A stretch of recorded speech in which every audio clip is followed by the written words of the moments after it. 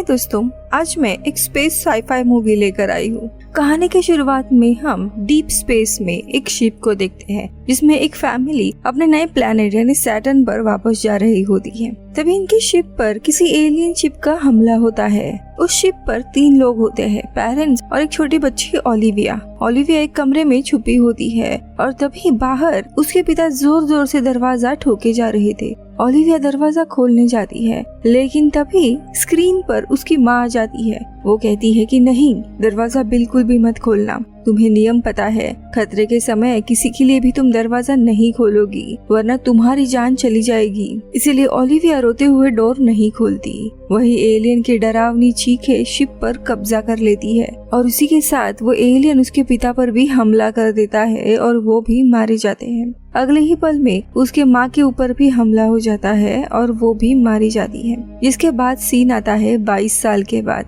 Olivia अब बड़ी हो चुकी थी। वो अंतरिक्ष में बसे हुए एक स्पेस कॉलोनी को संभालती थी। अब ओलिविया रोज की तरह नींद से उठती है और सबसे पहले अपने माता पिता को देखने लगती है कि तभी मीरा नाम की एक लड़की वहाँ पर आती है। मीरा ओलिविया के ही बॉयफ्रेंड की बेटी थी। दोनों भी बातें करने लगते हैं। जिसके बाद ओलिविया अपने काम के लिए रेडी हो रही थी। तभी उसका बॉयफ्रेंड एंडर वहाँ आता है। वो बातों ही बातों में उसे घर पर मूव इन होने के लिए कहता है। हालांकि ओलिविया इस प्लेनेट पर कुछ ही समय के लिए आई थी और कॉन्ट्रैक्ट 3 महीने में खत्म होने वाला था। उसके बाद वो वापस अर्थ पर जाने वाली थी। इसीलिए वो उसे कहती है कि हमें इसके बारे में बाद में सोचना चाहिए। ये कहकर वो अपने काम के लिए निकल जाती है। अब आखिरी स्टेशन में उतरने के बाद ओलिविया एक स्पेसशिप पकड़ती है और मेन कंट्रोल स्टेशन पर आ जाती है, जहाँ पर वो अपने कलीग आर्लो से मिलती है, जो फिर आज के कामों की लिस्ट उसे बता रहा होता है। कि तभी स्क्रीन पर ओलिविया का फोन बजने लगता है। वो छोटी बच्ची मीरा का कॉल आया था,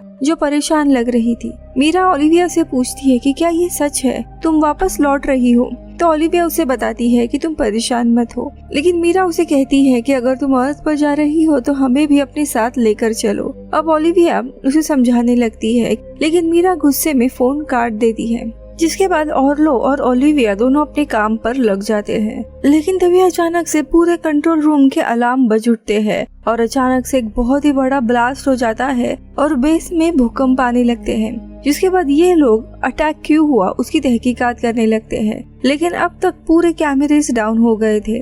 तभी आर्लो बाहर की ओर देखता है और उसे दूर पर एक अजीब सा जहाज मंडराते हुए दिखाई देता है। ये किसी एलियन या क्रीचर का जहाज होता है। वे लोग तुरंत सेक्टर 5 जहाँ पे ये एलियन का जहाज लैंड हुआ था, वहाँ के लैंडिंग साइट को रिस्ट्रिक्ट कर देते हैं। लेकिन तब तक देर हो चुकी थी। ये लोग जब लाइव फीड चेक करते हैं तब उन्हें दिखाई देता है कि उस एरिया में पूरा अंधेरा है और कुछ लोग यहाँ वहाँ भाग रहे हैं। अब ये लोग आईडी ट्रैकिंग को ऑन करते हैं और स्क्रीन पर उन्हें दिखाई देता है कि कुछ रेड डॉट्स है, यानी कि अननोन एंटिटी एलियंस उस बेस के अंदर आ रहे हैं, और जो ग्रीन डॉट्स होते हैं यानी कि लोग उन्हें मार रहे हैं। देखते देखते काफी सारे लोगों की मौत हो जाती है। ये देख ओलिविया तुरंत अपने बेस पर लॉकडाउन का आदेश देती है। उसने बेस पर पूरी चेतावनी जारी कर दी कि सभी लोग नजदीकी शेल्टर की ओर चले जाएं। एक अननोन एंटिटी ने बेस पर हमला कर दिया है। इसके बाद उसने मीरा को फोन किया और उसे सेक्टर 2 में जाने के लिए कहा। कुछ ही देर के बाद उसका बॉयफ्रेंड एंडर का फोन आता है और उसे उसके नजदीकी सेक्टर यानी सेक्टर 1 में जाने के लिए कहा, जहाँ पे सब कुछ सुरक्षित था।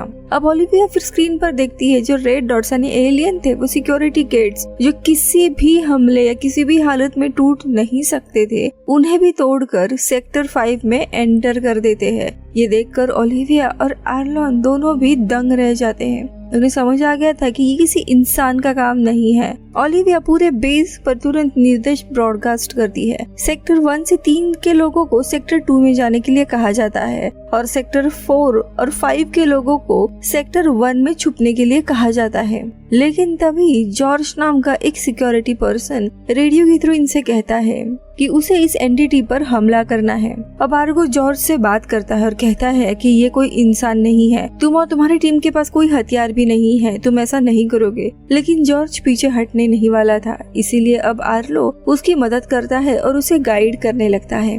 लेकिन जब जॉर्ज और उसकी टीम डोर के उस तरफ पहुंचते हैं तो एलियन वो दरवाजा तोड़कर एक ही झटके में जॉर्ज और उसके टीम को सीधा मार डालते हैं। एलियन या फिर वो क्रीचर पूरे कैंप में अब पहुंच गए थे और लोगों की चीखें सुनाई दे रही थी। लोग कंट्रोल रूम में भी आना चाहते थे और ऑर्लो डोर ओपन करने के लिए जाता है, लेकिन ओलिविया डोर लॉक ही रखती है, जिसके कारण दोनों का आर्ग्यूमेंट भी होता है, लेकिन ओलिविया डोर को ओपन नहीं करती। इसके बाद कंट्रोल रूम के बाहर अजीब सी आवाजें सुनाई देने लगती है, किसी क्रीचर की चिल्लाने की चीखें। ऑर्लो के तो होश ही उड़ जाते हैं, वो काफी डर जाता है और अगले ही पल सारे लोगों की जोर जोर की चिल्लाने की आवाजें आने लगती है, यानी कि वो एलियन इन लोगों पर हमला कर देता है और थोड़े समय के बाद सब कुछ शांत हो जाता है। अब बेस में जितने भी लोग थे उन लोगों को इन्हें बचाना था। बाहर अभी भी लोगों की काफी भागा दौड़ी चल रही थी और लोग शेल्टर में अभी तक नहीं पहुंचे थे, लेकिन वो एलियन क्रीचर कभी भी इनके तरफ आ सकता था। इसीलिए ओलिविया सारे शेल्टर्स के गेट को लगाने के लिए कहती है और लोग कहता है कि नहीं, अभी थोड़ा रुको, लोगों को आने दो। लेकिन ओलिविया उसे कहती है कि अगर गेट अभी लॉक नहीं किए तो सारे के सारे लोग मारे जाएंगे। वही और लोग गेट 1 को लॉक करने के लिए जाता है, लेकिन तभी वो देखता है कि उसके पेरेंट्स अभी भी गेट तक नहीं पहुंचे हैं। इसीलिए वो थोड़ी देर रुक जाता है, वो कुछ देर डिले करने लगता है, लेकिन इसके चलते वहाँ पर बहुत ही ज्यादा भीड़ हो जाती है, जिसके चलते अब गेट बंद ही नहीं होता। वहाँ पर लोग काफी ज्यादा मारे जाते हैं और देखते देखते वहाँ पर वो एलियन क्रीचर भी आ जाते हैं और एक एक करके पूरे शेल्टर 1 के लोगों को मार डालते हैं। जितने भी लोग होते हैं वो सारे एक ही झटके में मारे जाते हैं।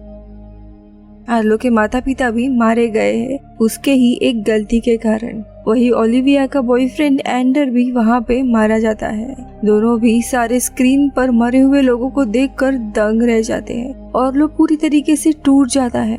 अब दोनों राहत की सांस ले, इसके पहले ही शेल्टर 2 से कॉल आता है। वो क्रीचर लगभग शेल्टर 2 के गेट तक पहुंच गया था। अब ओलिविया उन्हें शांत रहने के लिए कहती है और उन लोगों को झूठ कहती है कि शेल्टर के अंदर वे लोग 2 घंटे के लिए सेफ रह सकते हैं, ताकि बाकी के लोग शांति में रह सके और पैनिक ना हो। और तब तक वो कोई दूसरा मार्ग निकालने का सोचती है, जिसके बाद वो ऑर्लो को कमांड देती है आगे क्या करना है। लेकिन ऑर्लो अपने माता पिता की मृत्यु से सदमे में था। इसी दरम्यान मीरा कॉल पर ओलिविया से अपने पिता के बारे में पूछती है। ओलिविया उसे बताती है कि वह शेल्टर 1 में सुरक्षित है। अब ये झूठ सुनकर ऑर्लो गुस्सा हो जाता है और उसे पूछता है कि तुम लोगों से झूठ क्यों कह रही हो। तो ओलिविया उसे समझाती है कि ये मोमेंट लोगों में पैनिक खड़ा कर सकता है, हमें लोगों का सहारा बनना है, उन्हें और पैनिक में नहीं डालना है।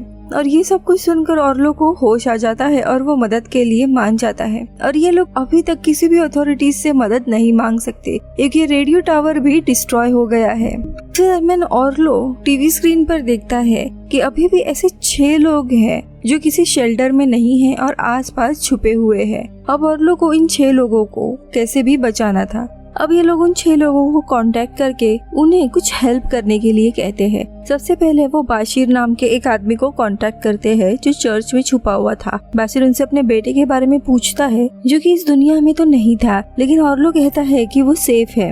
अगला ये लोग नीशो नाम के एक आदमी को कांटेक्ट करते हैं और ओलिविया उसे एक मिशन देती है। दरअसल 2 घायल लोगों को सुरक्षित कंट्रोल रूम में पहुंचाने में वो मदद करे। दूसरी जगह एक प्रेग्नेंट महिला, फ्लोरिस्ट और उसका पति पटेल अलग अलग माइंस में फंसे हुए थे और अब आर्लो एक बैकअप चैनल के जरिए उन्हें कांटेक्ट करता है और उन्हें गाइड करने लगता है। वही बाशिर को ये लोग रेडियो टावर की मरम्मत करने के लिए कहते हैं और वो मान जाता है। वो सबसे पहले पटेल से मिलता है। दरअसल पटेल ने कुछ होममेड ग्रेनेड्स कलेक्ट किए होते हैं, उन्हें वो लेता है और टावर की तरफ निकल पड़ता है। ओलिविया फ्लोरेंस को कंट्रोल रूम तक लाने का रास्ता दिखाती है। वही नीशो उस घायल कपल की ओर चला जाता है और उन्हें कंट्रोल रूम में लेकर आना चाहता था, लेकिन उस कपल की कंडीशन बहुत ही खराब होती है। यहाँ दूसरी तरफ ओलिविया देखती है कि बाशिर जहाँ पर जा रहा है उसके पीछे वो मॉन्स्टर क्रीचर्स पड़े हुए हैं। अब ओलिविया को कैसे भी बाशिर को बचाना, इसीलिए वो नीशो से कहती है कि तुम उन दोनों को छोड़कर उस क्रीचर का रास्ता भटकाओ। और ये प्लान काम भी कर जाता है। नीशो उस क्रीचर का रास्ता भटकाने में कामयाब होता है, लेकिन खुद का बलिदान देकर और बेचारा नीशो मारा जाता है। तब तक यहाँ पर फ्लोरिस भी कंट्रोल रूम तक पहुँच जाती है और ओलिविया उसके लिए गेट खोल देती है। यहाँ पे मरम्मत करते हुए बाशिर ओलिविया से कांटेक्ट करके पूछता है कि क्या ऐसा हादसा पहले कभी हुआ है। तो ओलिविया कहती है कि हाँ, जब वो 16 साल की थी तभी सेम ऐसी ही घटना हुई थी और उसके माता पिता दोनों भी उस क्रीचर के हाथों मारे गए थे। जिसके बाद गवर्नमेंट ने उससे कॉन्फिडेंशियलिटी का एग्रीमेंट साइन करवाया था, जिसके बदले में गवर्नमेंट ने उसे एक अनाथालय में बड़े होने दिया और इस जॉब की ट्रेनिंग भी दी। खैर अंत में बाशिर ने रेडियो टावर को सही कर दिया होता है, जिसके बाद तुरंत ओलिविया अर्थ पर कांटेक्ट करती है और उन्हें जल्दी से मदद भेजने के लिए कहती है, लेकिन रिस्पॉन्स यहाँ पर पॉजिटिव नहीं आता। वे बताते हैं कि इनकी सारी कॉलोनी पर ऐसे ही एलियंस के अटैक हुए हैं, जिसके चलते इन्हें तुरंत सपोर्ट नहीं मिलेगा और सपोर्ट आने में करीब 12 घंटे तो लगेंगे और उन्हें खुद ही अब सरवाइव करना होगा। अब कुछ देर के बाद बाशिर एक क्रीचर को आते हुए देखता है। अब उसके पास कोई ऑप्शन नहीं था, वो ग्रेनेड फेंकता है और इस विस्फोट में उस क्रीचर के साथ साथ वो भी मारा जाता है। अब इसी दरमियान पटेल ओलिविया से कांटेक्ट करके कहता है कि यहाँ पर एक शिप है जिसमें 3 लोग इस प्लेनेट को छोड़कर सेफली भाग सकते हैं और करीब 6 महीने तक तो ये लोग उस शिप में रह सकते हैं। वहाँ पे खाने पीने का इंतजाम है। अब फ्लोरिस्ट ओलिविया को सजेस्ट करती है कि हम तीनों यहाँ से भाग जाते हैं ऑर्लो को यही छोड़कर, लेकिन ये सुनते ही ओलिविया गुस्सा हो जाती है और कहती है कि ऑर्लो ने तुम दोनों को बचाने के लिए ऑलमोस्ट अपनी जान दे दी थी, लेकिन फॉरेस्ट को यहाँ पे कुछ भी पड़ा नहीं था, यहाँ से कैसे भी निकलना था। इसीलिए वो सीधा गन लेकर ऑर्लो को मारने के लिए जाती है, लेकिन ओलिविया उसे धमकाती है कि अगर तुमने ऑर्लो को जख्मी भी किया तो जो वो मॉन्स्टर शेल्टर 1 में ट्रैप है वो उसे पटेल के माइन के तरफ छोड़ देगी और इससे पटेल मारा जाएगा। लेकिन फ्लोरेंस नहीं सुनती। इसके चलते ओलिविया उस मॉन्स्टर को बाहर निकालती है और माइन की आवाज के कारण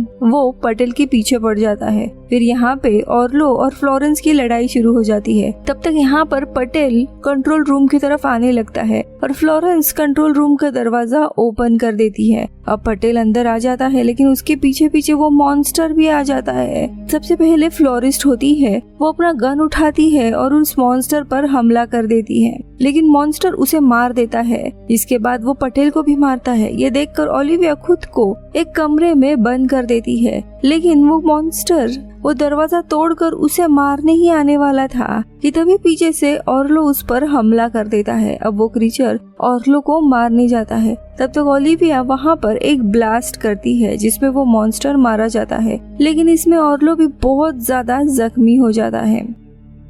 यहाँ दूसरा मॉन्स्टर आ जाता है कंट्रोल रूम में। तभी ओलिविया खुद को शांत करने के लिए व्हाइट नॉइज बजा रही होती है, जिससे उसकी एंजाइटी कम होने लगती है, लेकिन मॉन्स्टर इससे डिस्ट्रैक्ट हो जाता है और सीधा आकर उस डिवाइस को तोड़ देता है। यहाँ ऑर्लो मरने ही वाला था, इसीलिए वो अपना सैक्रिफाइस देता है ओलिविया को बचाने के लिए और मॉन्स्टर के सामने आ जाता है और उसे सीधा शूट कर देता है, लेकिन इसके पहले मॉन्स्टर उसे मार डालता है। लेकिन तब तक ओलिविया पीछे के रास्ते से भाग निकलती है। फिर ओलिविया शिप लेकर यहाँ से भागने वाली थी, लेकिन तभी उसे मीरा और बाकी लोगों की याद आने लगती है। वो उन लोगों को अकेला छोड़कर नहीं जा सकती थी, इसीलिए वो वापस आती है। उसे पता था कि व्हाइट नॉइज इन क्रीचर को डिस्ट्रैक्ट करता है, इसीलिए वो व्हाइट नॉइज का एक कैसेट और एक बड़ा सा डिवाइस लेकर सेक्टर 5 में जाती है, जहाँ पे ये क्रीचर का बेस और उनकी शिप थी। लाउड स्पीकर पर उस व्हाइट नॉइज को लगाकर वो भाग जाती है। क्रीचर डिस्ट्रैक्ट हो जाते हैं और यही मौका देखकर वो एक्सप्लोजिव्स लगा देती है उस डोम सिटी में,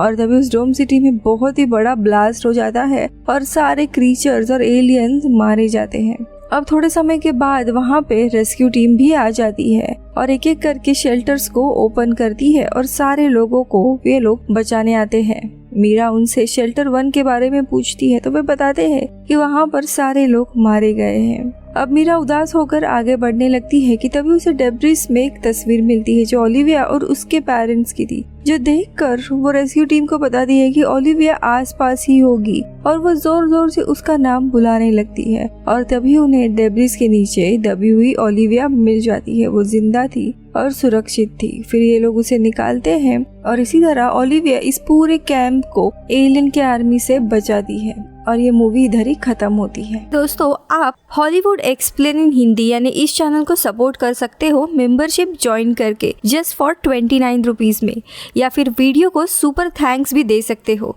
थैंक यू सो मच।